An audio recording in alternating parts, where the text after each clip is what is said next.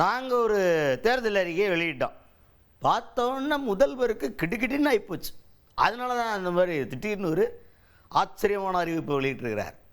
ஆனால் தோற்று போயிடுவார் அப்படின்ற மாதிரி ஒருத்தர் பேசியிருக்காரு. யார் இவர்? முன்னாள் அமைச்சர் செல்லூர் ராஜு அவர்கள். அவர் தான். அவர் என்ன சொல்கிறாரு, அதிமுக தரப்பில் நாங்கள் தேர்தல் அறிக்கையை வெளியிட்டோம். அதுலேயும் குறிப்பாக 2,25,00,000 பேருக்கு மேலே நாங்கள் 2,000 ரூபா கொடுத்துருவோம்னு சொல்லிட்டு அறிவித்தோம். எல்லாருக்கும் தகுதி உள்ளவர்கள் தகுதி இல்லாதவர்கள் அப்படிலாம் கிடையாது. அத்தனை பேர் ரேஷன் கார்டு இருக்கா, போட்டே 2,000 ரூபா உனக்கு அப்படின்ற மாதிரி அறிவித்தோம். அதை முதல்வர் பார்த்தாரு, கிட்டே ஆகி போயிட்டார். அதுக்கு தான் இப்போ அந்த 5,000 ரூபா ரொம்ப காசு கொடுத்தா மக்கள் என்ன வேணால் பண்ணிடுவான்னு நினைப்பு. ஆனால் வரலாறு அப்படி சொல்லலை. பக்கத்தில் இருக்க பல மாநிலங்களில் இந்த மாதிரி காசு கொடுத்து அடுத்த தேர்தலில் தோற்று போன கதையெல்லாம் இருக்குது.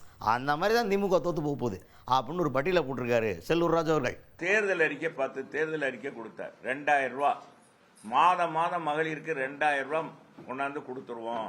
தகுதி பார்த்துல 2,22,00,000. அது எத்தனை 2,25,00,000 பேர் இருந்தாலும் இப்ப 25,00,000 பேர், அத்தனை பேருக்கும் 2,000 ரூபாய் மாதம் கொடுத்துருவோம்னு சொல்லி ஒரு 10 தேர்தல் அறிக்கை கொடுத்தா, தேர்தல் வாக்குறுதி கொடுத்தாரா என்ன? அவ்வளவுதான் ஆட்டம் கண்டு போச்சு. திமுக கூட்டணி எல்லாமே ஆட்டம் கண்டு இந்த தேர்தல் பயத்தில் இந்த 5,000 ரூபாய அறிவிச்சிருக்காரு முதலமைச்சர். இந்த 5,000 ரூபாய் பயன் கொடுக்குமா, பயனளிக்குமா?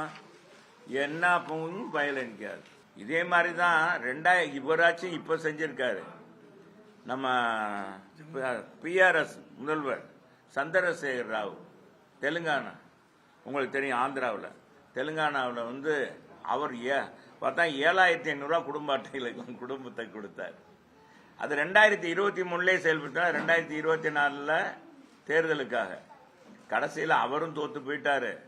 நிறைய இடங்கள்ல அவர் கட்சி டெபாசிட் இழந்து போச்சு. சரி, இது மட்டுமா? நம்ம ஜெகன்மோகன் ரெட்டி, ஆந்திரா உடைய முன்னாள் முதலமைச்சர், அவரு 5,000 ரூபாய் அறிவிச்சார். 5,000 ரூபாய் கொடுக்கணும்னு சொன்னார். இன்னைக்கு அவர் எதிர்கட்சி தலைவராக கூட வர முடியல. ஆக பணம் வருது. மக்களை பொறுத்தளவுக்கு இது அவங்களுக்கு தெரியும். இந்த நேரத்தில் அவர் கொடுக்கிறாருன்னா இது வரைக்கும் ஒண்ணுமே செய்யல, 5 பைசா எந்த இதுவும் வரல. இது என்னடா நான் கோடைகால சிறப்பு ஜோக்கா சொல்றாரப்பா, சிரிக்கிறதா வருது. அதுக்கடுத்து தொடர்ந்து என்ன சொல்றாரு அப்படின்னு பார்த்தீங்கன்னா, உலகத்தில் நான் எங்கேயுமே பார்த்தது இல்லையா, இந்த காசு போட்டதில் கோடை விடுமுறைக்கான சிறப்பு நிதினு ஒன்று போட்டார் பாருங்க, எங்கேயுமே பார்த்ததில்லை. வினோதமாக வித்தியாசமாக இருக்கியா, ஊருக்குள்ளே பார்த்ததில்லை நான் அப்படின்ற மாதிரி ஆச்சரியப்பட்டிருக்காரு செல்லூர் ராஜு அவர்கள்.